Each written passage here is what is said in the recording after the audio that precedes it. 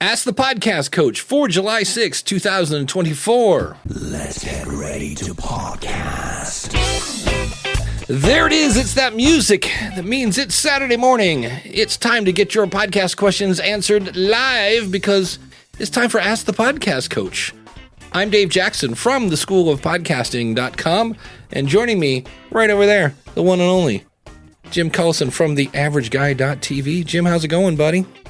Greetings, Dave. Happy Saturday morning to you. I guess this weekend, picking the Scab has a whole new meaning. It does have a whole new meaning. Yeah. Don't pick the Scab, Dave. Don't pick the Scab. Yeah, I took a tumble yesterday. I live in an older neighborhood, and make a long story short, the sidewalks are uneven, and the lesson I learned was never look at your phone while walking because there was just this huge difference, and my right foot just stopped. And so it was like somebody almost pushed me down. And if this should be, I should get them as a sponsor. OtterBox, like this screen should be completely just worthless because I landed and just smacked the phone on the ground, and I was like, oh, I don't want to see that. And so we're getting Reverb City on Jim.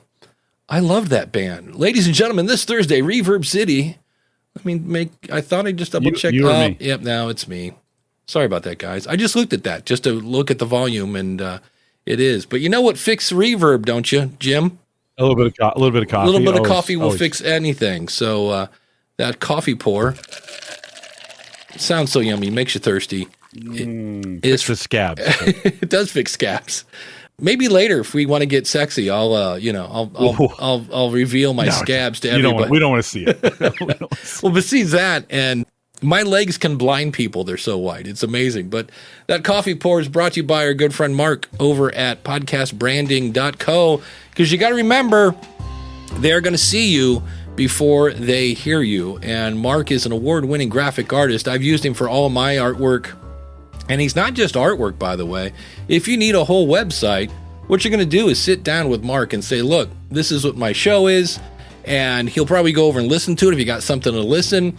And then let him put his marketing brain to work. That's not your job. And he's going to make sure that your artwork fits the style, the vibe of your show. And again, he can easily tie this into your website if you already have one. If you need a league magnet, if you need a logo, if you need artwork, he can do it all. He's really amazing. He's an award-winning graphic artist. And even better, he's a podcaster, so you don't have to explain him like, oh, it's kind of like a radio show, blah, blah, blah. And I'm just here to tell you, sure, there's things like Fiverr, but he's going to sit down with you one-on-one, and nobody's going to do that on Fiverr. Check him out, podcastbranding.co.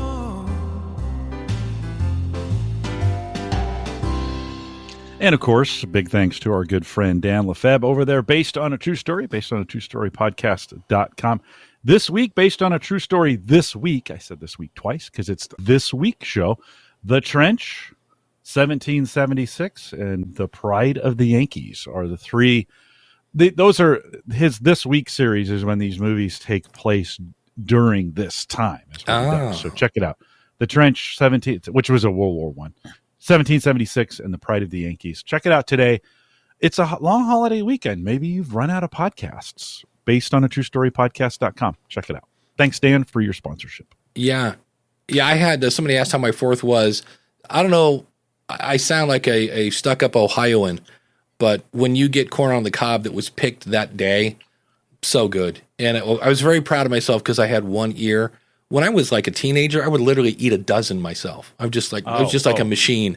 And it's delicious. Sweet corn is delicious this time of year. Yeah, it was a good time. So really, did you have a lot of fireworks in your neighborhood? We had endless fire. I mean, it was impressive. Well, there was one. There was like either two streets over or in a baseball field about a block away. Because I was like, I'm lucky to where they have like the major Akron fireworks, literally 4 blocks from my house, so I can walk. It's awesome, and it just all of a sudden I'm like, did they move the fireworks? Because it was like major fireworks, and it wasn't until, you know, they always have those white flashes that are like boom, and I'm like, their boom wasn't quite as boomy, and I was like, but then it actually got to me because it was like just like, and I was like, there was a part of me that was like, you know, there are a lot of wars going on right now. And we're all like, ooh, ah. And I was like, it kind of sounds like a war zone. And I'm not like, looking for the nearest ditch to get into or whatever. So I got a little like deep and sad in a way. I was like, some people live this way all the time. But the other thing that's not cool, yes, it's fun to, go buy all these fireworks. You do need to clean up the trash when you're done, because there was just confetti all over the neighborhood. And good news is it's cardboard, so it mostly just breaks down. If you don't, it mostly just breaks down. Ed Sullivan and I looked up the other day. We were talking about this. $2.3 billion just in the United States. Wow. $2.3 billion is spent every year on fireworks. It is incredible. And for our friends who have PTSD or those kinds of concussive injuries, right? Remember that, of course, for pets, and a lot of pets just freak out during this time. So America, but be kind to your neighbors, and it's over. Stop lighting them off. There was still a few last night coming out. So it's like it was yesterday, not today. Yeah. I always think of good old Sergeant Fred, who was infantry, airborne, kind of guy, was in it. And, I just know that's got to be horrendous for him to, in terms of PTSD and flashbacks and things like that. Hey, it's tough on this. We need to say this because she's in the chat room. Except, what's going on? I got the spinning beach ball here. Here we go. DR's she was in last week too. She came in and asked a question. Yeah. Happy birthday, DR. It's her birthday today. So congratulations on making it one more birthday revolution around the sun. Those drone, what she's talking about, the drone works, now where they put up thousands of drones at a time and they have these things. That's a cool alternative to, those kinds of events. So yeah, because Dan says fireworks are really pretty ways of blowing up money. It's literally what it is. 2.3 billion. 2.3 billion. That astounds me. That's a lot of money. And meanwhile, people are pooping in the streets of San Francisco. You know what I mean? It's like we could have done. Is there a way we could turn poop into fireworks? Then we could make this weird cottage industry. I don't know. But anyway. Here in Nebraska, it's a big deal to everybody. All the fireworks stands are fundraising things, right? The schools. So they don't let you sell them in Bellevue where I live, unless it's going to go to some cause or something, right? And so maybe that's fireworks for the homeless. We could sell them all year long. Yeah. Interesting. Nobody would put up with that. Could you imagine fireworks every weekend? No. Or whatever? No. Because I remember, it would not work. I mean, when I had a dog, it was horrendous. When I had a cat, he was not a fan of fireworks. So, yeah. Yeah. Gary says in chat, BYU fireworks went into the stadium audience. I saw that on YouTube or whatever. And then I've also seen those. He says in San Diego, the entire display went up in 17 seconds. I've seen that too. Wow. Where the delays don't work and it just all goes at once. Oh my gosh. I remember my neighbor had a giant box of firecrackers, and this is back in the day when people used matches. And he lit the one fire thing and then did one of these to blow it, to blow it out, just shake his hand, and the head of the match went into the box. And for about 45 seconds, he was just we're like, holy cow. It was cool, but it was run. It was not fun. Well, anyways. Yeah, hopefully everyone was safe. Yeah, we're glad that 10 your fingers injury still. they're all here. We're glad that your injury wasn't necessarily fireworks related. You're on the mend. Yeah. Your knees will recover. Yeah. You'll keep them clean and bandaged and all that good stuff. Yeah. I should say this. If you're not listening to practicalprepping.info, I'll give him a shout out here. I was not prepared. Luckily I had hydrogen peroxide, but I had bandages for itty bitty things, so I was not ready for, just basically I had blood in my socks because my knees are just this waterfall of blood. I'm like, oh, that's not good. So that was not fun. Hey, can we turn that into a podcasting thing real quick before? I know you've got a topic, but let me ask you this question. When we think about, having a first aid kit, having a fire extinguisher, by the way, I have a fire extinguisher in my studio just to make sure, just in case something were catching fire. What kind of gear do you think as a podcaster for those emergencies? What has happened to you in the past when something stops working or a cable goes out or batteries? I mean, what are some things you keep around just as a backup for yourself? For how do you prep to make sure you can? Yeah, I mean, one would be always podcast. Have a spare microphone like a Q2U, so that if the Rodecaster just takes a giant dump on me, I can still plug this in and go, right? This is basically an interface and a microphone. That would be handy. Your email list is really handy because if your website goes down, you've still got communication to your audience. So you can say, hey, yep, everyone, you can kind of quit emailing me. I know the website's down. They're working on it. That whole 9 yards. I'm trying to think what else could you do? Do you think having a spare computer is too much? I mean, you said spare microphone. Yeah. But do you think having a backup computer that you can go to, it may not be the best. It may be their last computer before you replace the one that you have. But you think keeping an extra one just in case, do you think that's an important item? Not a bad idea. Or have, like, when the power went out, because Chris from castahead.net says uninterrupted power supply. I have 3 of these in here because I've got monitors, all this stuff, but especially for your computer. But I know if the power goes out, my brother lives 20 minutes that way, and most of the time his power is on. Know where your local library is, so that if you do need the internet, like what's your backup, know how to, although I don't know if I would do a Zoom meeting on a hotspot. You could. Yeah. You could. I mean, I get really good. I'm 300 up or 300 down and 60 up on a hotspot. Yeah. So you could. Yeah. You could. Even off your phone. I mean, some of the newer phones, may be better than your computer. Yeah. I mean, the microphone is better for, like on an iPhone, the microphone is better for sure than most laptops. If you have a PC as a laptop, your iPhone might actually have a better microphone. Well, there was a time I hit the deer on the way home from Nashville, and I always travel with a Q2U, and I have all my production files. So the intro, the artwork, anything I need to make an episode was in Dropbox.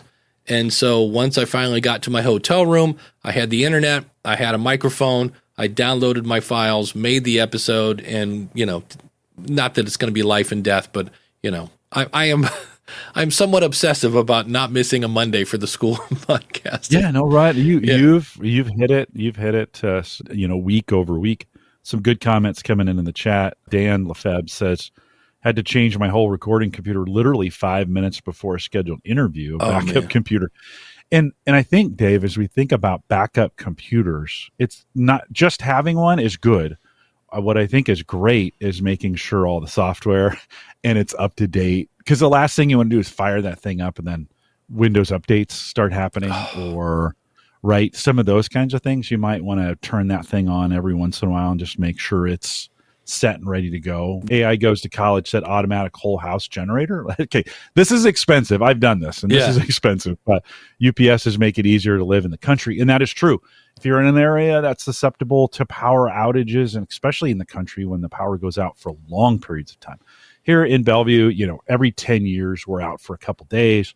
Once a year, it's a couple hours, right? Do I need whole house backup? Probably not. Do I have it? Yeah, I have it. I have it now, because I got tired of that kind of stuff. But you want to make sure it's tested too. That's the thing. Make sure the laptop is tested. And then make sure if you do have a UPS or you're doing a generator, make sure you're firing that thing up on a regular basis. If it doesn't do it, some of those Generac, they start themselves and they test themselves, those kinds of things. Yeah. But make sure you're testing it. Ralph says, since I do a daily show, I actually have a podcast go bag with backups of everything included. Yep. And Danny over at Captivate.fm and 1 Minute Podcasting Tips. Batch recording a month or two ahead is a easy backup. Yep. Gives you plenty of time to get caught up. Randy Black, my Unraid server is on UPS. Yep. I worry about it, but my main device is a laptop. So a power loss won't hurt me too bad. Fingers crossed. Yeah. You might want to also, I don't have this on my current laptop, but I remember the laptop before that. It was so old that the battery lasted like 15 minutes. You know what I mean? It's like, oh, that's right. I'm at a conference. I'm like, well, I'm not anywhere near an outlet, so I'll just fire it up. And you're like, you have 14 minutes still. You're like, wait, this thing was charged. So 100%. So test it from time to time. That's the thing. Sometimes we take our laptops, we plug them in, we never move them. They become the old version of a desktop, basically. And so it's a good idea every once in a while, unplug that thing, let it run on battery for a while. By the way, your UPS might be a good idea to test it. If it's lead acid, that's the old school, the old lead acid batteries. You're going to want to test those every once in a while. If you're on the new generation of batteries, you definitely want to test those from time to time. Now, they'll last a lot longer. Depends on the quality of them, but you definitely, I think once a month, I take my UPS, unplug it, let it run down to 50%, 40%, plug it back in, let it charge back up. So just gives me a good indication of, and the newer batteries will give you like 3,000 cycles until they reach the 80% effective. Well, they're still 80%. So for a UPS, they're still pretty good. So if you're thinking about, if you haven't bought a UPS backup, you may want to look at the new generation of Jackeries. I have a Blue Eddy. You might want to check the new generations of, they call them solar generators. You don't have to have the solar stuff working on them to make them work, but a little bit better batteries. Ralph says, I do have a question. Should I wait for a topic or kind of just ask at random? You can always ask at random. You can also go to askthepodcastcoach.com/question. If you feel like jumping into the video, that works as well. But that's the way it works. And now I always want to say, if for some reason you put something in the chat room and it's been a bit and you're like, is he not going to answer my question? Put it in the chat room again. Because I do keep an eye on the chat room. And when some comes through here on eCam, I can put a little star next to it. And that then puts it into a tab called favorites so I don't lose it. Because sometimes the chat room is doing their own show. And sometimes I'll miss stuff like that. Yeah. But it's, and then the other thing I guess we should hit, like, it's not the end of the world if you don't come out on the day you're supposed to come out. I know some people really, like myself, I will get, I really want to keep my streak going, but I think I would rather have a late show that was good than an on-time show that was, all right, well, that's 20 minutes. I can't get back. So it's just the nice thing about being consistent with your schedule is you become part of the routine. Case in point, I didn't know what to do. My whole Friday night was thrown because Friday night, I listen to the Podcasting 2.0 show while I'm walking around Walmart. That's how I party on Friday, baby. And there was no show. I don't know. I don't remember them announcing it. Maybe they did say it. But anyway, it was really weird because that's my routine. Listen to Podcasting 2.0, go to Walmart. So since there was no show, I didn't know what to do. I didn't go to Walmart. I was like the whole dogs and cats living together. My Friday was just a mess. So think about that. And for me, I think the one that would probably come up the most, I would think a cable. I could see a cable going bad before, Yeah, it's good to have a few of those cables. Yeah. Like probably good to have if you're using a XLR cable, probably good to have a couple extra one of those around to make sure. Power for sure. They don't go bad often, but they do go bad right before your most important interview, right? That's always when you've got it all lined up. You've got 2,000 people coming out to join you live. And then, your coworker decides to invalidate the page. That's happened to me before at work, obviously, where we had this big, giant live thing going on. And I just happened to have a coworker who was cleaning up some of our sites and was like, oh, we don't need this page anymore. Well, yeah, we do, because we have 3,000 people coming. Oops. We actually do need that page. It was a fiasco. We did not get it put back in time, but that's another that's another thing. When you think about being ready and prepared, sometimes, Dave, and I know you've done this, you're going through you're cleaning up your computer. You got files everywhere. You're doing a bunch of stuff, or you get a new piece of software that tries to do it for you. And then you say, oh yeah, take those files away, just delete them for me. It's fine.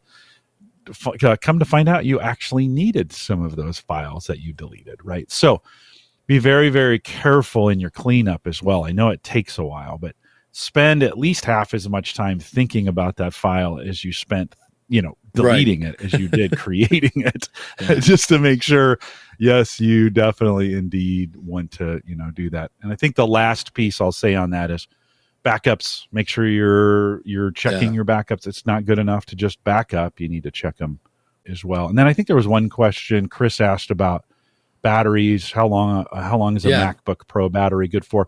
So it depends on the battery type. So you need to check your battery type, and then see if you can see what the cycle, what it's rated for as far as cycles. I'm going to get my nerd on for just a second. see what it's rated for cycles. That will tell you how many times they say it can go down to 0 and come back up, or down to whatever and come back up. The newer batteries, like I said, they're 3 to 4,000 generally cycles on that. That's a long time. That's like 10 years if you did that every day. Not all batteries, depends on the age of the equipment you have. They're not all rated the same. The older ones aren't rated they're not rated to go that long. The real test is just to test it. Actual real live, set a timer, unplug it, see how much. If it's 30 minutes or less, it's probably time to start replacing some of those things. Jim, did you ever have a train, model train? I always wanted a big, giant model. I always wanted one. I never had the discipline to actually put one of those things together. There you go. Well, coming to the stage nice. From aroundthelayout.com, if I can get there we go. 3 people coming to the stage, and there's me and you, and now we're going to add Ray as guest number 2, and there he is. Ray, how are you, buddy? Hey, here I am. The question I have for you guys, your opinion, advertising on your podcast about your own advertising. Is it a tacky practice? Is it acceptable? Because, I've got some open ad spots, but it feels kind of weird. It's like, does it, I don't know. I got a lot of thoughts on it, I guess. Does it devalue it when you're like almost begging people to advertise, or is it a good way to communicate, or is that kind of like, back of the house, behind the scenes things that really shouldn't be seen by the listener, like handle your advertising off the air and just bring the ad to it, or should it be kind of an open thing? Just want to get your guys' opinion on that. I've heard it on the radio. I've heard hey, you could be hearing, the world could be hearing about your product right now. Advertise now. Call 376-54, ask for Jim, whatever it is. But so I've heard it on the radio, and when I hear that, it does make me go, I wonder how much it costs to advertise. It piques my interest. So I wouldn't be so much begging people, just hey, this ad spot could have been about your product reaching, and then just make a little media kit. We're broadcast in 127 countries, and all of them are avid, train people, et cetera, kind of thing. And it doesn't, 30 seconds, something you can get, cut you for. If you're interested, go out to, aroundthelayout.com/contact today. And you don't have to do it in a pukey radio voice. Dan makes a good comment in chat. He says it wouldn't bother him from time to time. Just another ad. He goes, that I'm the target audience for. I think the key is your audience, your target audience for your ads. If you have a bunch of avid listeners who you think, at Home Gadget Geeks, none of my listeners are going to want to, and I don't have vendors listening to my podcast. So I could say, hey, you want to advertise on a show? It's the wrong place to do that. But if you felt like it was a target for advertising and you feel like it'd be successful, I think everybody's saying, if it's tactful and not all the time and not a 5-minute commercial, you'd probably be safe. Yeah. And DR said, is that considered a call to action? I consider that an ad. Now, as an ad, a call to action, well, yeah, at the end they're going, go buy my stuff at website.com. So, but I give it a shot. I think if after a while, it's like the thing I get and rightfully so, guilty as charged. I don't swap out my ads enough to where my audience has said, Dave, please, find another way of saying that stuff, because I've heard the same thing over and over and over. So, but it seems to me like what you're describing would be kind of keep it to that 10 or 15 second slot, though, not go on. It doesn't seem like it fits a 30, kind of 10 to 15 seconds. If you'd like to advertise, or this, I like that idea that this slot could have been yours. Find out more at aroundthelayout.com / advertise or ad or something like that. Yeah. Are you trying to reach people that are in the, model train, hobby? This message could have been yours, Right. Bums me out that I'm not on this mic, by the way. Well, it's funny because DR, at some point you got to give up. DR in the chat was like, "I am vindicated. I had the same problem last week." And we said it's not DR. Let's blame it on Dave. We'll just blame it on Dave. It's his fault. That's it. It literally does. It says microphone, microphone, microphone, microphone, microphone. It's like your guess. I'm going to reach out to the Ecamm people and go, what's the deal with that, and how can I? Is there anything I can do on my end? I don't think so. But Danny said, and this is a good point. He said he was chatting with Tom Webster, of course, now of Sounds Profitable, and previously of that Edison Research. He says he mentioned if listeners leave your show because of an ad, it's not really the ad that they had issues with. It was the content. Never thought of that. He's like, I used to say the same thing. I'm like, look, if one ad is going to get somebody to go, how dare you, and then they leave, like they weren't really a super fan. Now and that he also said people don't skip ads; they skip bad ads. And I know for me, I hate big pharma. I hate that it's everywhere. I hate that it's ruining the media. That's a scab that we'll pick. And there's Conan O'Brien, who keeps getting millions of dollars for things he sells. And an ad came on. It was big pharma, and I was this close to sending him a strongly worded comment in YouTube, like, "Hey Conan, F you and your drugs." And I was like, I'll sit through an ad. But it wasn't even Conan saying you need to get amoxicillin or whatever it was. It was a pre-recorded ad, and I was like, change the show to Conan O'Brien needs some cash, then, buddy. I'm like, but that again, it was a bad ad. But I was just like, really, Conan. So, but I don't think your idea is a bad one. I'm like, give it a shot, see what happens, and also, if you have a Facebook group or an email list, if you're really, because I hence you're kind of like, do I want to do this? Let your community know. Like, hey, you guys, just so you know, I have an open ad slot. If anybody's interested, shoot me a line. That because sometimes there's some like, oh, I'll sponsor your show. So if you're worried about putting something in the episode, start there first. Yeah, and I have people in my audience. There's a lot of cottage industry that's wrapped around model railroading, especially with 3D printing. Because 3D printing, you basically can print the world with it. Yeah. And, you can definitely print the miniature world with it. And there's smaller folks that, a simple ad and every once in a while is probably more in their market than it is, being able to buy, thousands of dollars of ads elsewhere, and more of this being a target audience. I think it's an option.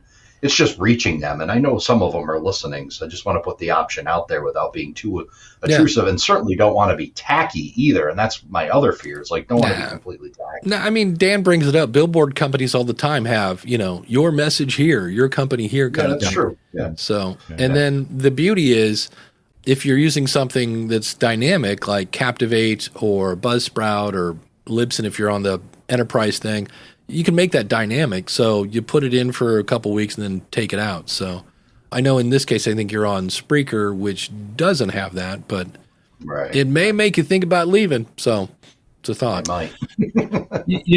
It makes me wonder in your environment where maybe you're not talking about big vendors. You're not talking like, a Dell or an IBM, IBM's Microsoft or like big Geico, right? Some of those big ad competitors. But where it's small mom and pop, I'm thinking about a person with a 3D printer who's selling parts. My kids play Warhammer, and the Warhammer printed parts, like there's a whole industry around this, right? Where they print these things. But I wonder in some cases if we need to make them advertising on your show easier than it is today. Like you don't want to spend a lot of time doing it because they don't have a lot of money, right? Generally. But they would do something if it was easy for them, if it was easy for you, and if you could come up with some way to make it more streamlined so that you could do it in a cottage. Maybe they do it once a week for 4 weeks and then they're done. And I don't have any ideas. I'm just kind of thinking, boy, if this was a cut and dry, easier to make and create and do for both you and that person, you may in your audience for the 3D printers who are doing this as a hobby or whatever, that may be appropriate for them to advertise. Just do it in a way that's not so expensive for both you and for them to create. Does that make sense? It does make sense. And I try to do my ads. I even do one-off, if they want to do one-off, keep it affordable.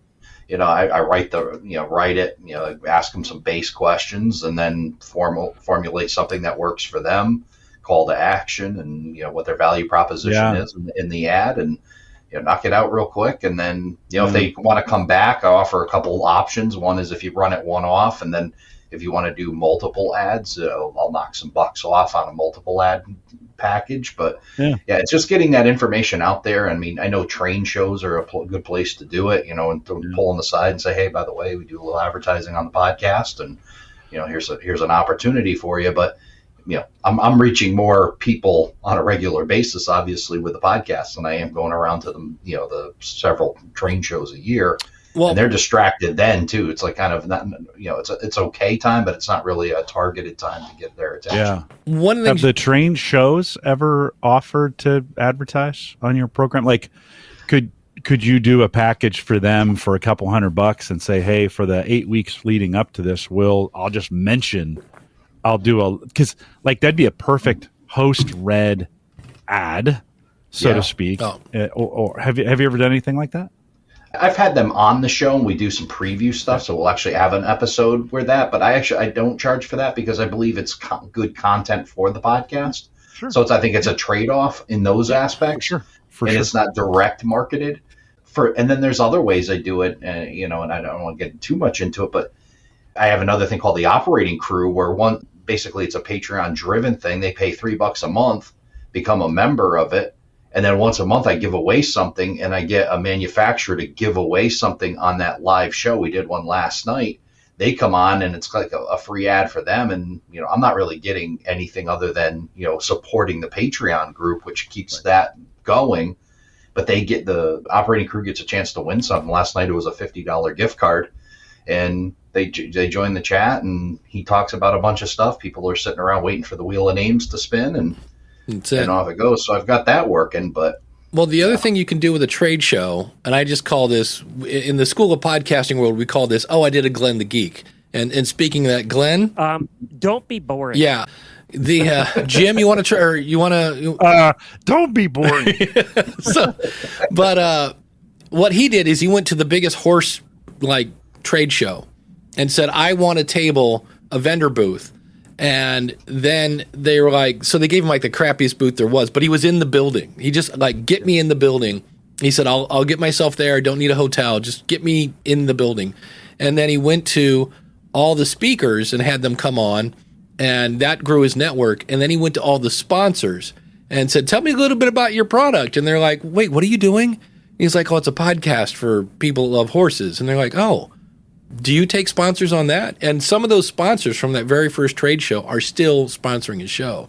And it's if you can go to Teespring or whatever it is, you can get a little banner, hang it behind you. He set up 2 microphones that were plugged into nothing, but it made him look like he was like, wow, look, it's the Horse Radio Network podcast. And it's a great way because interviewing the speakers grew his network, and then interviewing the sponsors grew his monetization efforts. So you might want to Glenn the Geek it. Yeah, that's a great idea. And Chris Nessie wants to know where you got the custom plate. It's as simple as just taking a lot of time and patience and measuring across here and ordering the sticker, and then just slow. Yeah. So, but I think there's a couple companies that do the custom plate, just to hit it. Yeah. SM7B custom plate.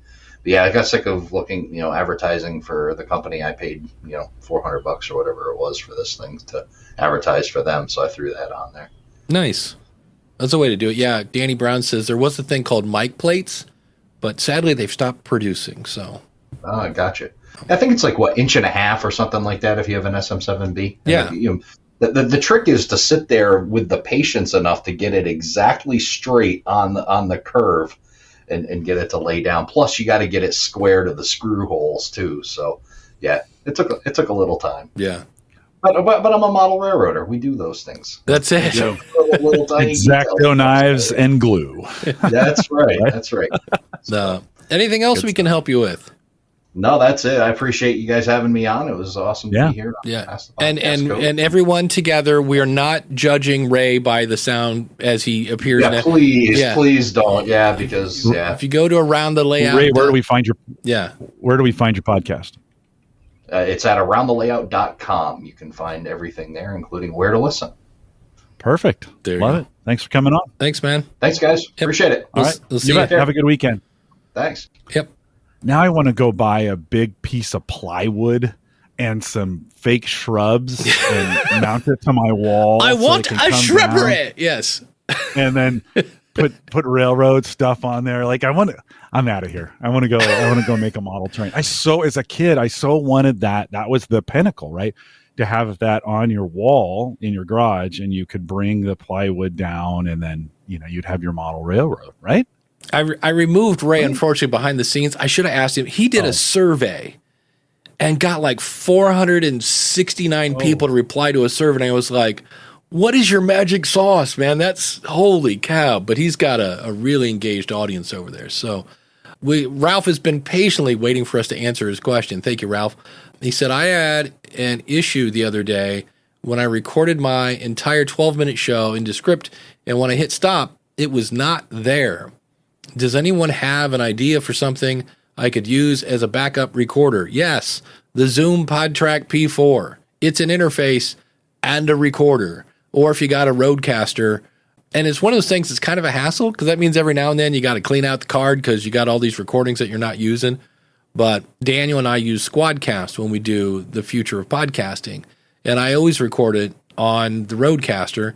And there was one time where something went a little glitchy, and John is actually, that's the show that I actually farm out. I'm like, here, edit this. I don't want to do it. And he had some sort of weird thing, and he was able to fix it without it. And I'm like, oh, just let me know. I always have a backup recording of something. So that's weird, though, that it just like, especially if you see the lines blinking. And I know, assuming here you hit record, so that's kind of weird. But yeah, that would be nothing against Focusrite. They make amazing stuff. But Focusrites are great interfaces, but they don't record. If they made one that recorded, I'd be like, oh, here's the new one. But they just, so if you're going in, a Samsung Q2U into a Focusrite into your computer and you hit record and technology decides to be technology, you got no backup. So that's why I like interfaces that are also recorders, because you can just go record. I mean, right now we're recording an Ecamm, but it's on the Rodecaster as well, so that if Ecamm, for whatever reason, eats my recording, I've got a backup. Now, that's not going to help you with the video, but at least you'll have your audio. And that's, I saw a couple people that were kind of getting burned out because of video. And I'm not anti-video. I'm just like going, if you're brand new, it makes sense, right? I'm going to record video, and I'm going to strip out the audio. I'll do the audio thing, and I'll do the video thing. But it's also more things to just freak out about, and you obsess over your background and the fact that, oh, wait, I'm not completely, there we go. Okay, now I'm centered. It's just all the videos, it's worthless. That's now. it. We can start over. Start over. It's like, that's not going to work. Hold on. All right, ask the podcast. You're like, no, we're not doing that. So they're talking about groups in the chat room, and Chris Nessie says, I use Discord, which I just started playing. The only thing I hate about Discord, where everybody else is like, is there a dark mode? I'm like, is there a light mode in Discord? It's just everybody, it's black and purple. And I'm like, okay. But I've never heard of GroupMe. That sounds almost like to build a free texting community for my listeners. I'm like, Chris Nessie. So is that groupme.com or because I'm playing with texting tools. That's like number 9 on the priority list, is like figure out a way to send and receive texts. But Ralph says, does Mac have a built-in video recorder that I could use? Yes, it's called QuickTime. I do that every time I do a Libsyn webinar. I'm going into their Restream is what they use. And then Brian, the video guy, always goes, Dave, QuickTime running? And so I'll go in, and that way, because when I'm doing videos on Restream, they get a copy of it, but sometimes I'm this big because my slides are on screen. He's like, no, I just want one where you're big, and he uses that to make shorts. So, and it's simple. You just go into QuickTime, and I think it's File, New Video Record, or something like that. So that's just you, though. That just gets you. That's just not me. Get your guest, right? Yeah, and that's what Elsie was talking about. That speaking of Libsyn people, she said she'll record herself in QuickTime, and then she'll go in and she goes, because sometimes people pick clips that you're like, oh, that's not the one I would have picked. And so I don't know about you, have you noticed that much like a CVS or a Walgreens, There are about 50 million. Upload a long form video to this and we will slice and dice it into 150 different clips, of which 147 are bad, but there's tons of those. And so she's doing something like that. And that way, when it comes out, she goes, because sometimes people don't give me things to promote. And that's because it's Elsie and she's amazing. And of course, she's going to make her own promotional stuff. But that's something. Danny says, QuickTime, haha, QuickTim is just a Canadian morning coffee drive-thru. Yeah, there you go. That's a play on Tim Horton. That is. You can still send your audio to Descript and record the audio to another device like Roadcasters or things like that. Yeah, so I have Slack, which is owned by Salesforce. I guess back in August, really reduced what their free plan does. And I have a weight loss challenge, and I talk about it so much I can't even remember my own website. That's sad. It's in my newsletter, so it's typically at the bottom.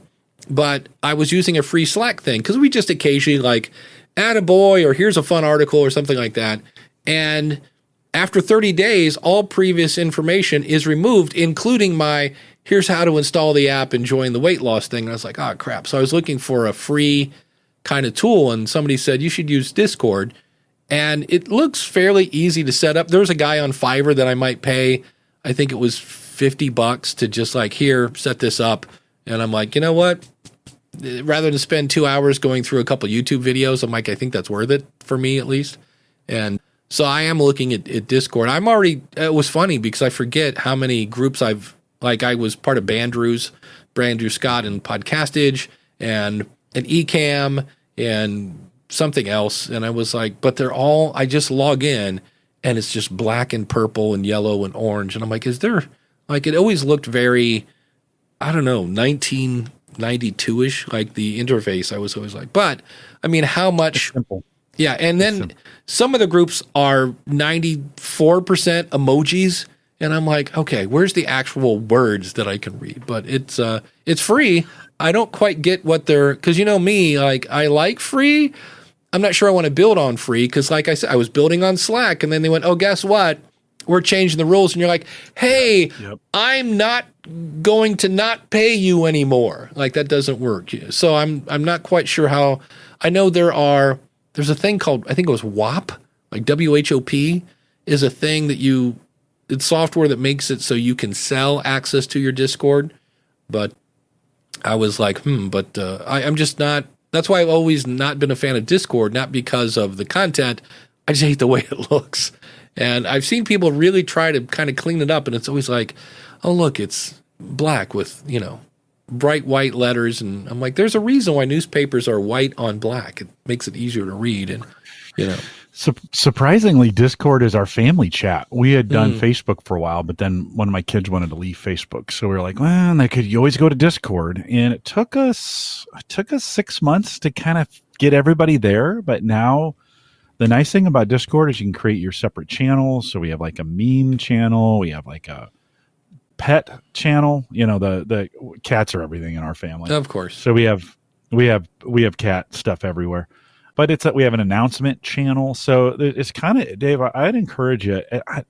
I know it looks plain, but it's actually quite powerful and not that hard to set up. Just set up yourself as the administrator. Don't make anybody else administrators. You can add a few things. It takes a few minutes to figure out. It's not as hard as you think it is. It's actually a pretty easy platform to get on and stay on. The guy was watching on YouTube was talking about all these bots you can add. And that's one of those things, again, where we're like, okay, just because it can do this, do I need to? Yeah. And I was like, we haven't added a single one. I mean, we just have a regular chat with just the family and a couple of the kids are administrators and they kind of make it happen. But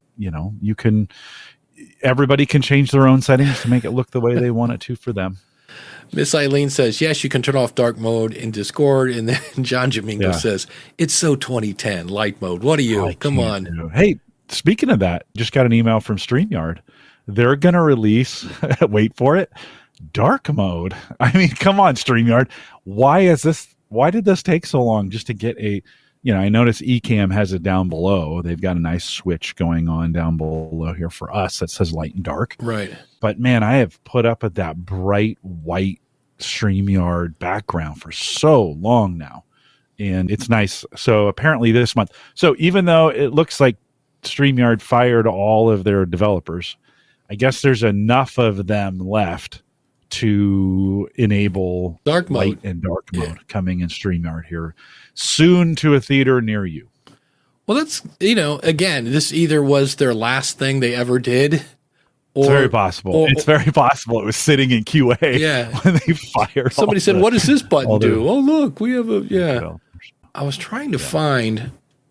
Listen, there's so many software development jobs open. I am sure every single one of those people that were doing software for them has now been rehired by somebody else, probably the competitor, whoever that might be. Maybe Ecamm picked up some of them because they're a valuable asset. I'm sure they were not unemployed very long because they're software developers at super high demand. Something I was playing with last night, and if you ever talk about pricing, there's a part where you get, that can't be any good, it's not enough money.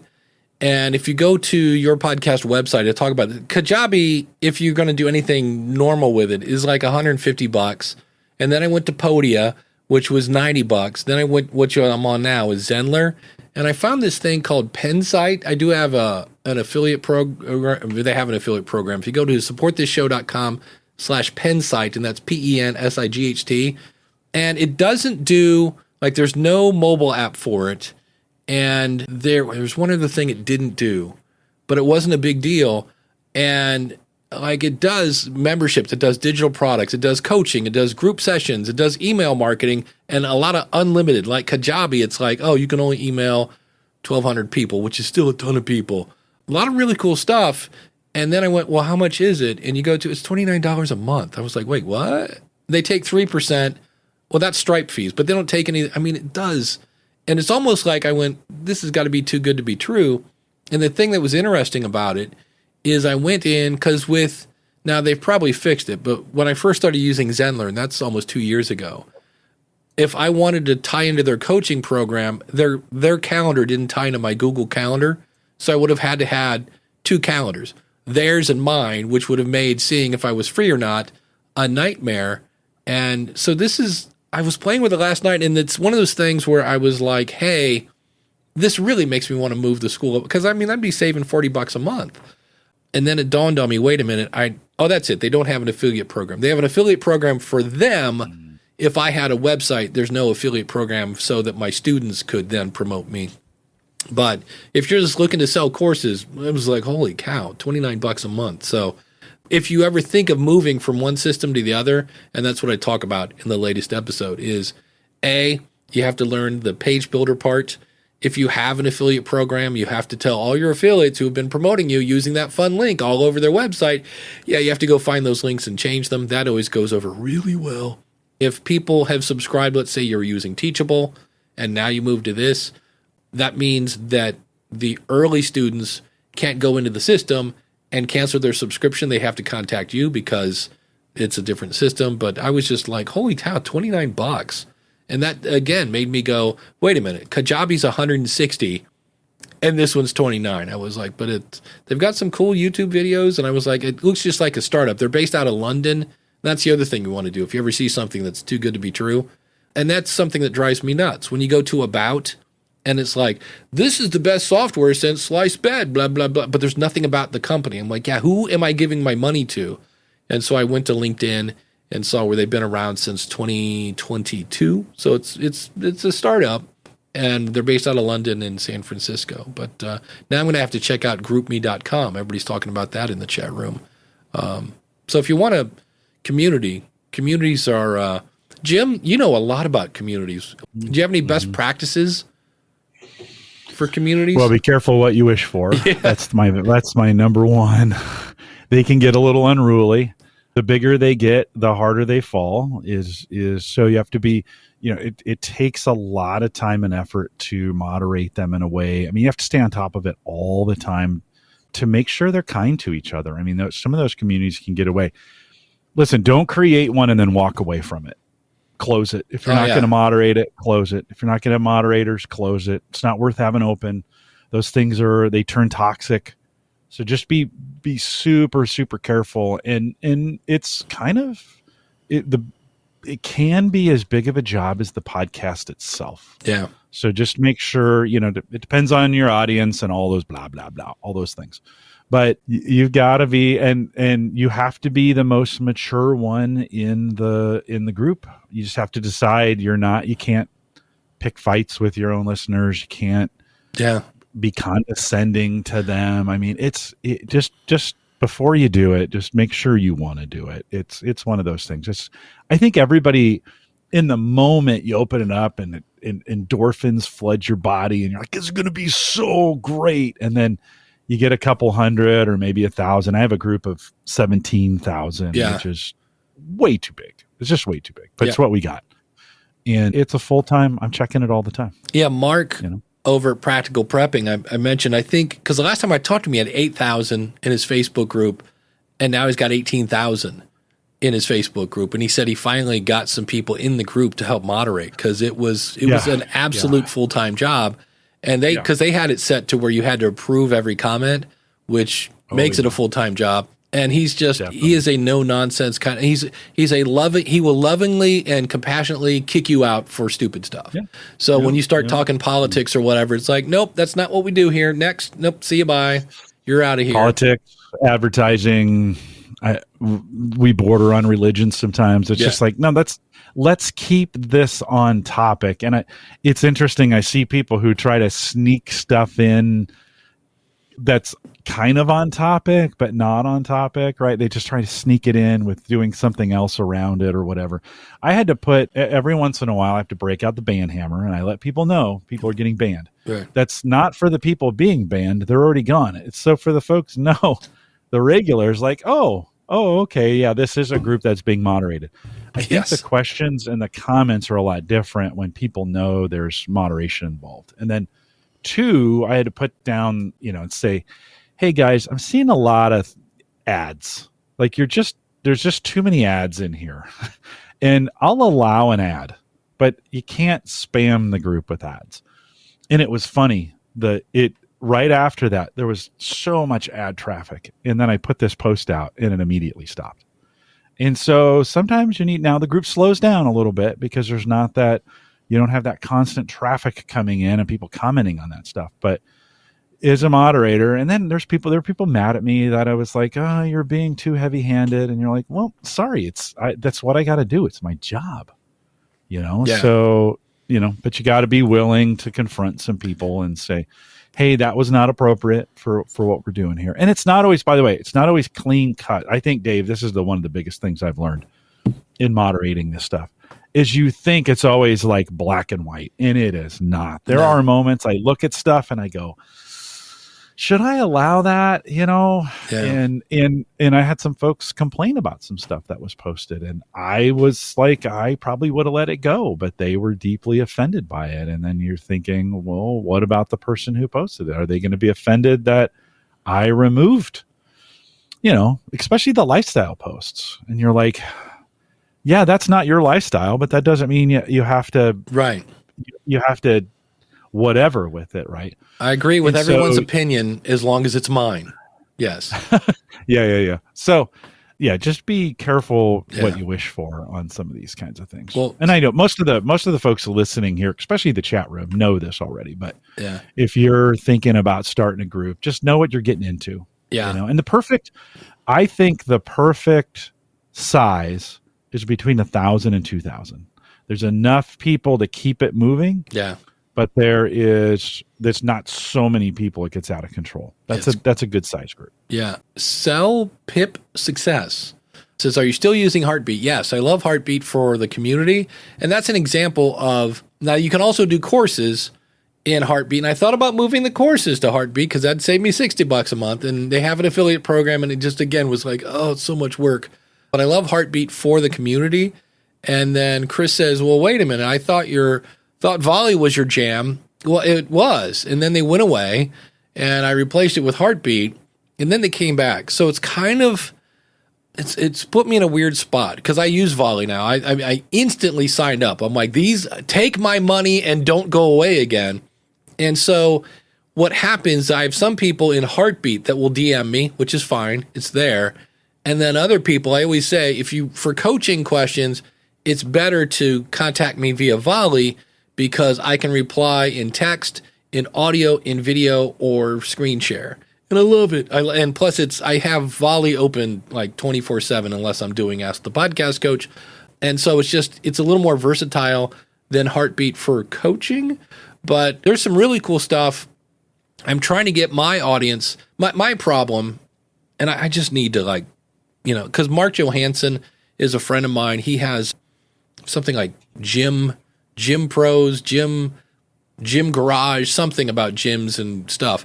And he got kicked out of his own Facebook group for 5 hours for for pointing people to Facebook Marketplace. He's like, here's a bunch of things on Facebook Marketplace you might be interested in. And they're like, bam, you're gone. He's like, what? So that's why I got kicked out of my own Facebook group for saying Lunch with Dave starts in 20 minutes. And so I'm not a big fan of Facebook groups, but I have people who only want to use Facebook groups. And I have other people who will never use Facebook groups. And I need to so I always tell people when they join, I'm like, I realize that's the direct opposite of what a community is, but I really would love to have everybody on Volley for my community because it looks like there's nobody there. Like, it's like, oh, you have 37 members. And I'm like, nope, I got more than that, but I've only got 37 that are using Heartbeat. And what I love about it is if I had everybody over there, there's the ability. And I tried at one point, I'm like, hey, go in and tag what kind of show your show. Yeah, your show. You know what I mean. And then I could say, if you want to, you can opt in and you can network with other like-minded shows. And it went over like a lead balloon. I'm almost like, did that email not go out? Because I got like 0 response on that. And when you sign up, you're supposed to say, this is what my show is.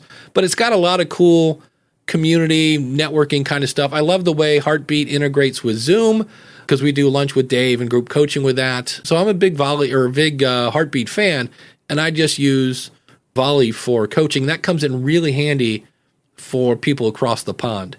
Because they're like, I know you do, unlimited consulting, Dave, but I'm not getting up at 4 a.m. to ask you a question. So and that's why they call it Volley. You send me something, and then I send you something. So a lot of fun stuff. Randy Cantrell has a question from the Yellow Studio. Yellow Studio's looking good, by the way. I saw his pictures on Facebook. Substack versus email marketing provider. Substack is meant for those who want to sit back and pontificate. I am a writer. Here's my thoughts on this. So you're not supposed to fill it full of a bunch of links. I do, kind of. Well, not kind of, I do. And so if you want to do A/B split testing and all that fun marketing kind of stuff, Substack's not your thing. But if you want to do actual email marketing, I actually just fired up my old ConvertKit account just for, I think, your podcast website. Because you get so many, I think you get 1,000 for free. And so I like ConvertKit. It's a little... one of those things where it's got lots of bright, shiny stuff, and I'm really starting to think, do I really need all those bells and whistles, or am I just getting... But they do some things where they cross-promote other newsletters to your newsletter if you want. So MailerLite's another good one. MailerLite, the only kind of pain in the butt is they really want to make sure your email is delivered. So you have to do this weird domain test thing that if you're not super techie, it seems to go over everybody's head, but it's not that hard, but it is like, what are they even talking about? Because you have to add some sort of record to your domain registrar. So, but it's like $10. So I love MailerLite for that, and they have a lot of great features. And then Danny in the chat room, I know, mentioned Aweber. That's a solid choice. There's always MailChimp. All those, what you want to look at is how much does this cost when it's not free? Because they're all like, you can start for free. And I'm like, yeah, I can start for free, but what is it when it's not? And I think MailChimp is the one I was like, eek. Like, it jumps big time. So, and there's a ton of them. Constant Contact. There's something like Beehive or something, but my ones I usually recommend are MailerLite and ConvertKit. So, but, and then Ralph has a question here, and then we got to thank our supporters. Does anyone have any inside information on the Camtasia 2.5 dashboard release? I see it's coming out on the 16th. I know I upgraded, and I know I have a see what's new video that's in my I should watch this.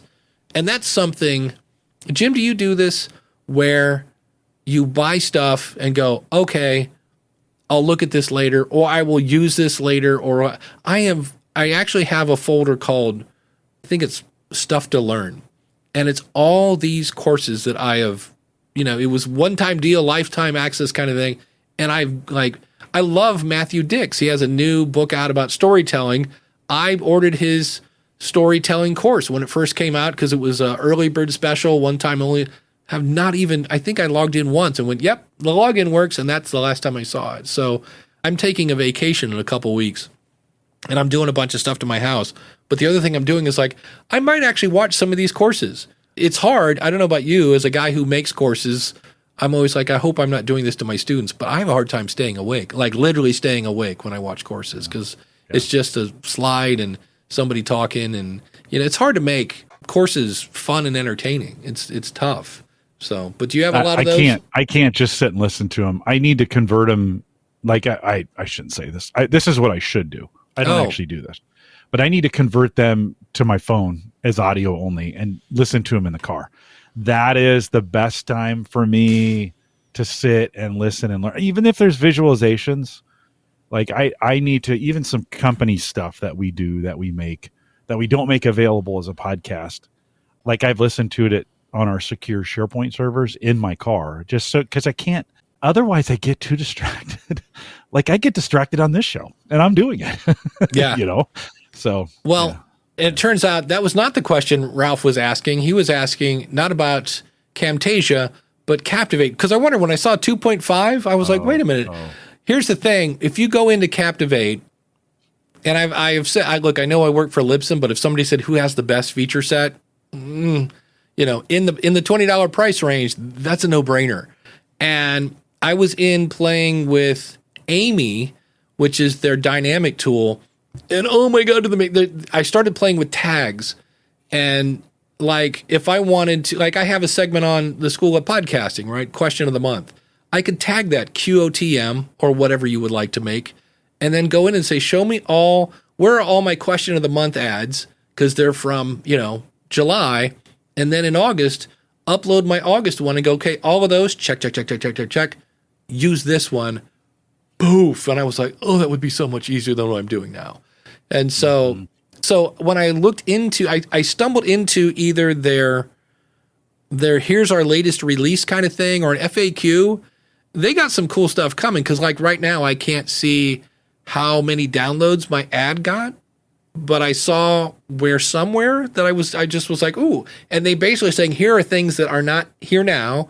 And they didn't give a date, but where they're going, I was like, oh, that's going to be cool. Oh, ooh, that's going to be cool. So I don't even know. I don't know if Danny can say when that's going to be coming out, but whatever is coming out, it was cool. So, but yeah, DR says, well, this is going to be so confusing. Camtasia and Snagit are owned by the same people, and they have both updated versions.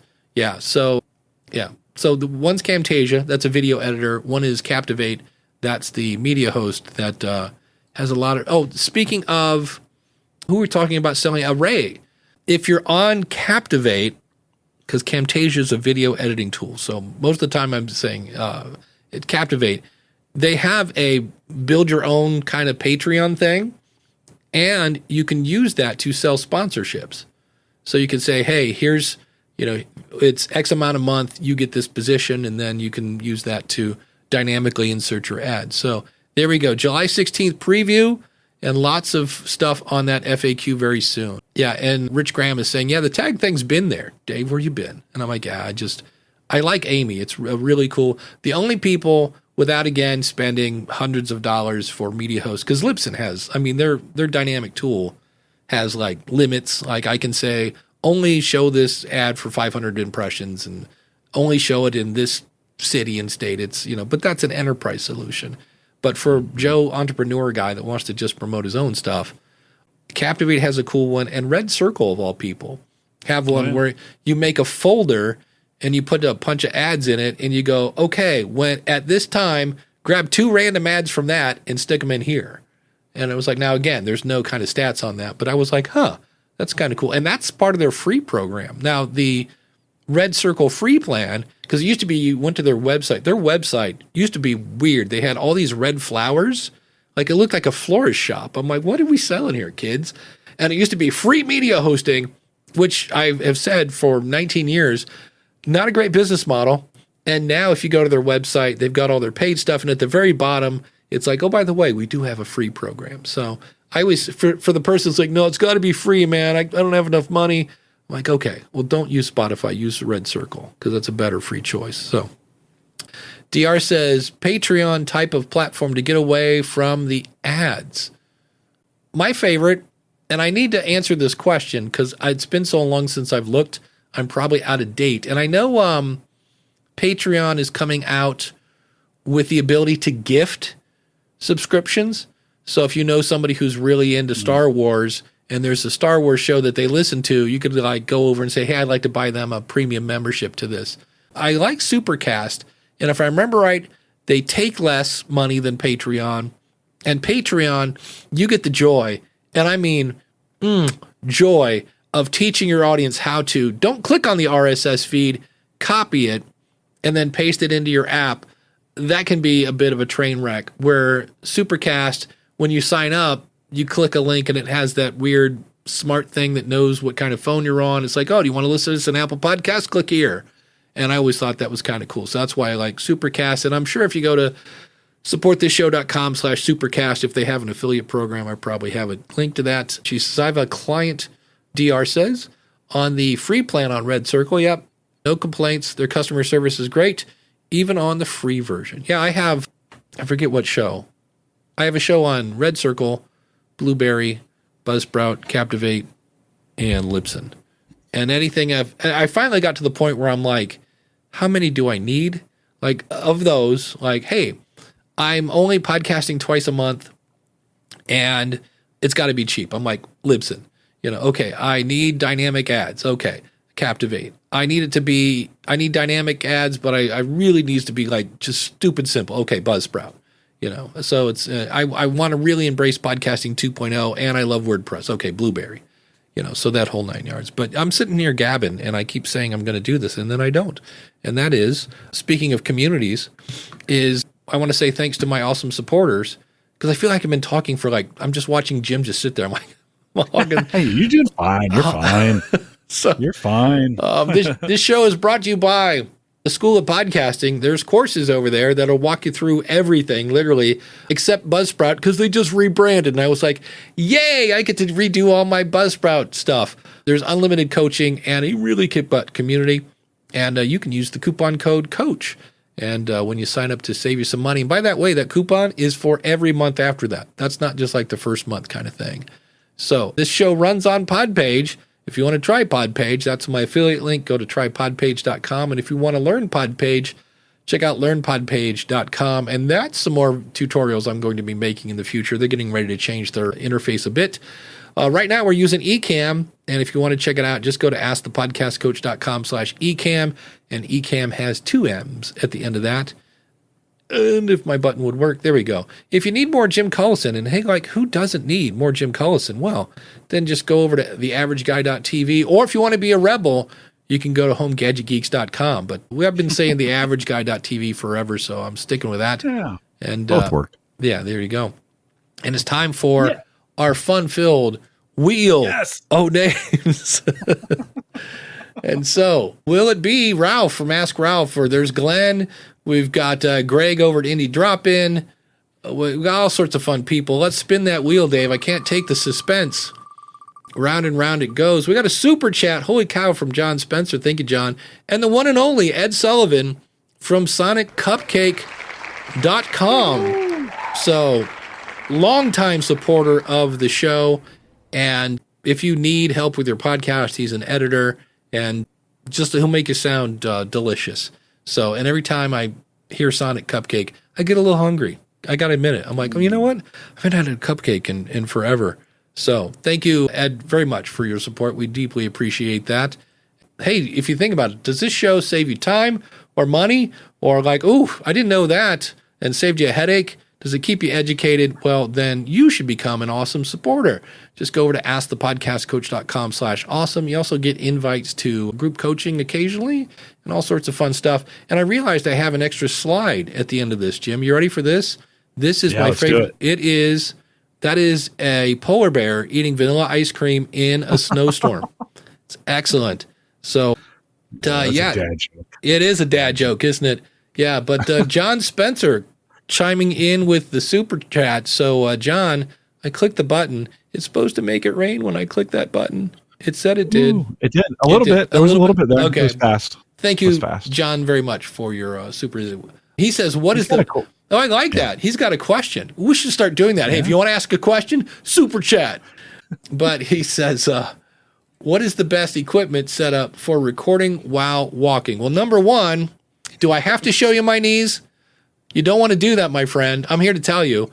Should I show him my knees, Jim? Do we want it? No. Let's not. That we probably get blocked on. We get blocked on. Too much blood. Too much skin. Yeah, it's gross. Yeah. For recording while walking, I would. That's a great question. How easy do you want it? Because you could, I mean, as simple as earbuds, because here's the thing. You're not going to get great quality because you're walking outside. You know what I mean? My favorite, I used to do this, and I remember a dog. Like, I'm sitting there talking about weight loss, and it's like, blah, blah, blah, and calories in, calories out, and this giant dog that you could ride to work came at me, and you just hear me go, yeah, yeah, yeah.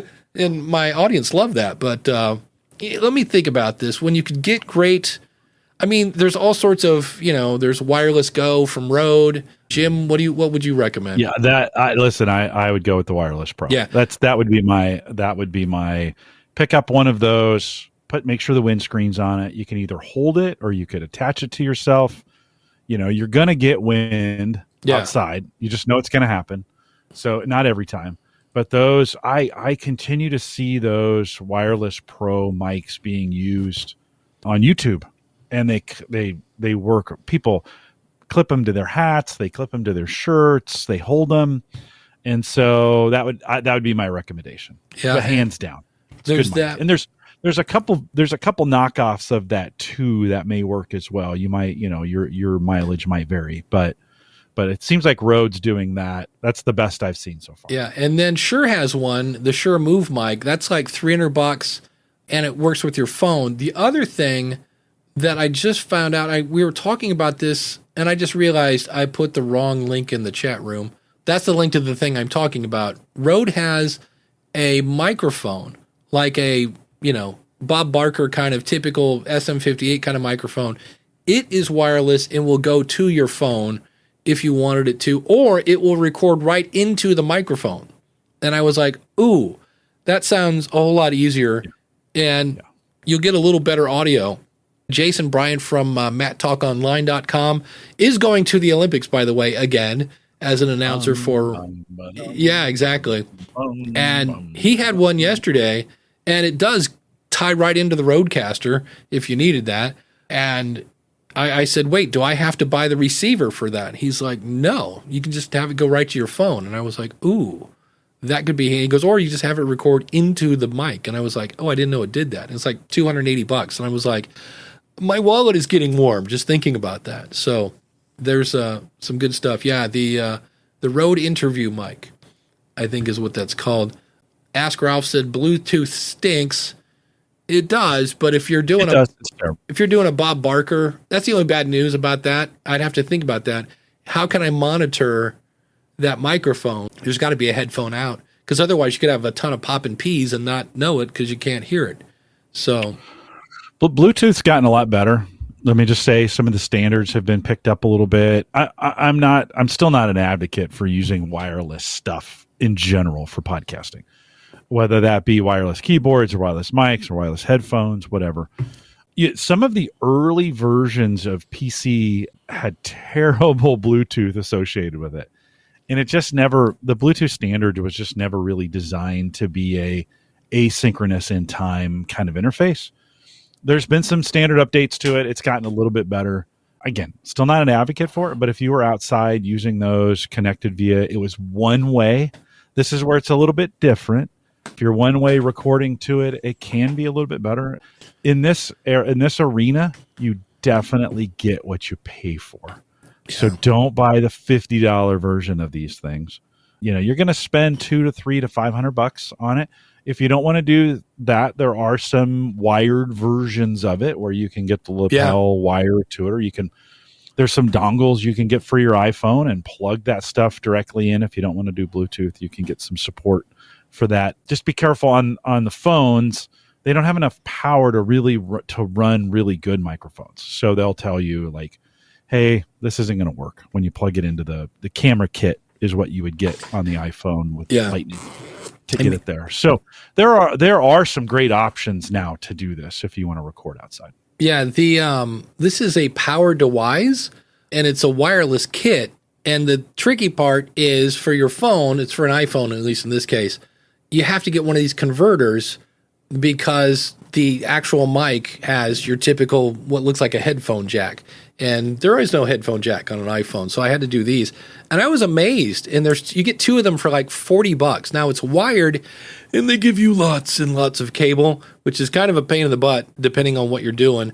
But for the budget, I was amazed. I was watching somebody do video once. And I'm like, what microphone are you using? And he's like, it's these. They're like $40. I'm like, huh. So that I thought wasn't bad. I did buy their wireless system, and I can't get it to work. I did buy a extender cable because it won't. I have my awesome OtterBox protective case on this, and so when you try to plug it into the bottom, the case is in the way, and I don't feel like taking my phone out of the case.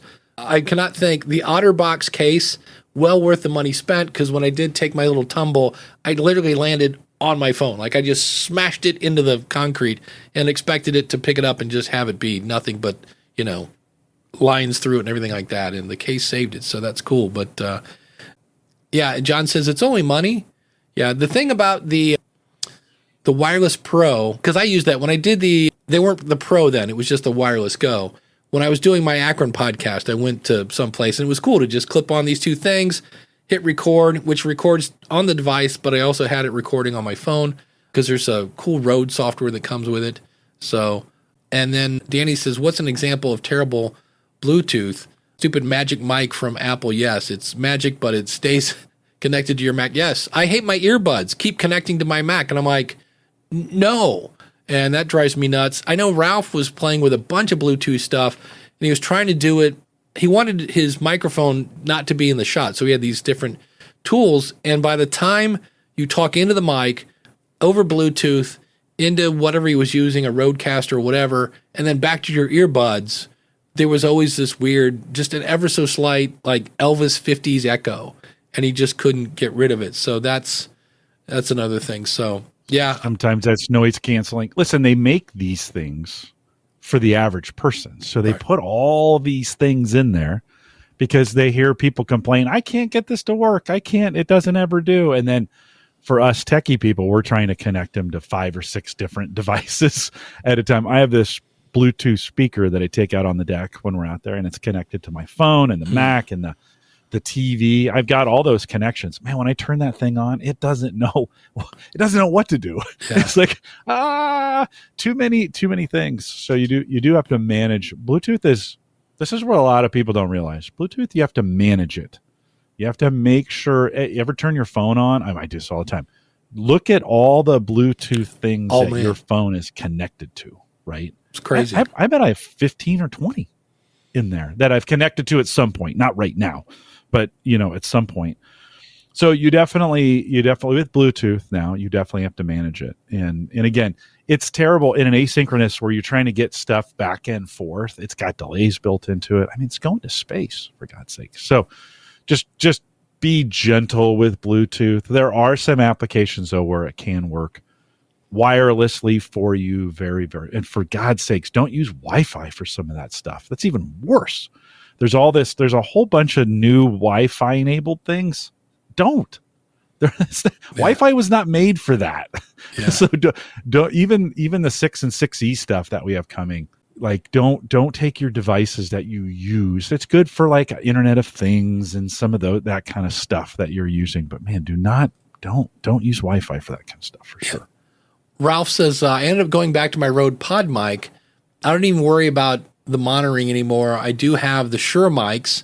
And he says, and they're fine, but they just don't sound as good. Yeah, a lavalier mic is never going to sound as good as a it's not going to have the warmth in most cases. Yep. High mids, pretty flat.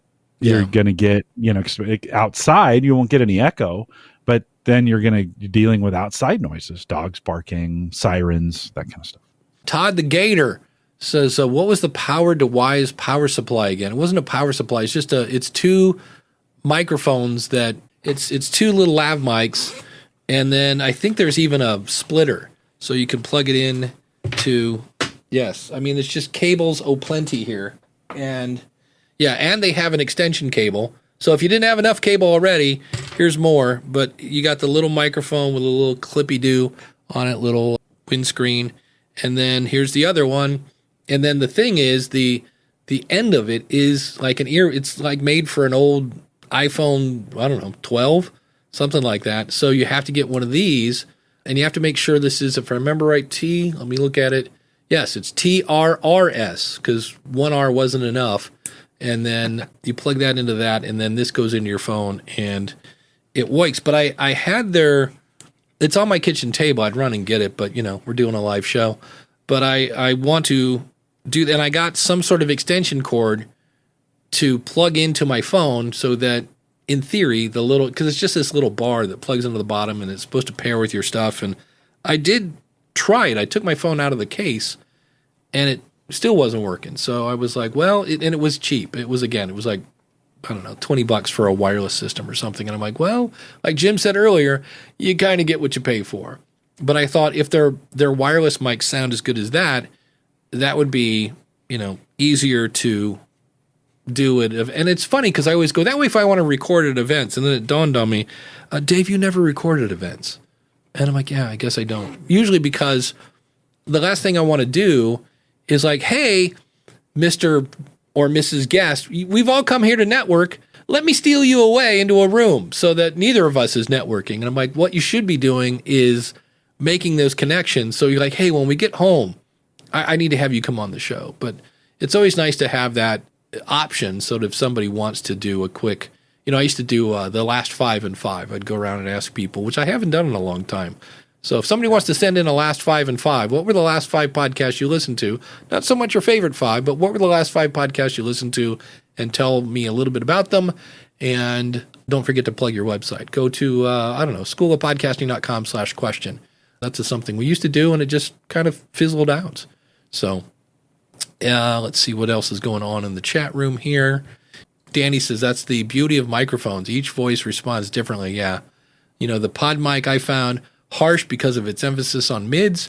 The thing I like about it, and you can do this on the Shure MV7, it has software that goes into the microphone so you can tweak it so you can get it the way you like it. Really, this is a Rodecaster single channel microphone because it's got the big bottom, it's got all the fun bells and whistles, the effects of that, and then it saves them into the microphone. So if you're plugged it in, I don't know, because I'm using it XLR, but I know if you plug it in via USB, those effects come into play. So you can actually take out the harshness and all that other fun stuff. So that's always fun. Jim, have you ever thought of getting another microphone? You've been using the ATR 21. You seem to be the one guy that doesn't have gear acquisition syndrome. Yeah, not on the microphone side. I every time I go to buy one, I think, well, I podcast as the average guy. And is that, if all of a sudden I have a $400 microphone in my studio, is that the average guy? I keep waiting for this thing to break. I think I've had it a decade, maybe. Yeah. I drop it from time to time, like, oops. Oh, doggone it. Yeah. Oh, it didn't break again. Yeah, no, it just keeps working. And it's one of those, and I don't know. I just haven't had the desire to switch microphones to have a better one. So works out. I use these at work too. We were just talking about backup mics, and I realized during the pandemic, I brought one home and it sat right behind me, and I had a bowl there, and I just put it in the bowl, and I said it sat there for a couple years, and then I took it back to work. And I have a couple mics at work as a backup, but I don't have a backup mic here. So maybe I need to grab one of those and bring it here just in case. Just now that we talked about it, maybe it'll happen. But I've used this mic for a long time. It suits my voice. People know it as my voice. Yeah. Now. If I changed it, they'd be like, "Oh, you sound too whatever." There, it's too bassy. Right? It's harsh. Yeah. It's a little harsh. Yeah.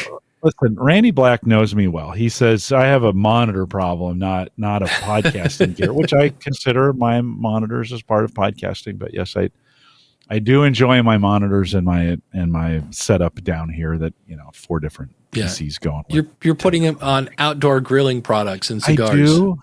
Yeah, I do, and a little whiskey. Yeah. Those are there. There we go. There we go. You guys know me. You know me. You guys know me. So, and enjoy all those things.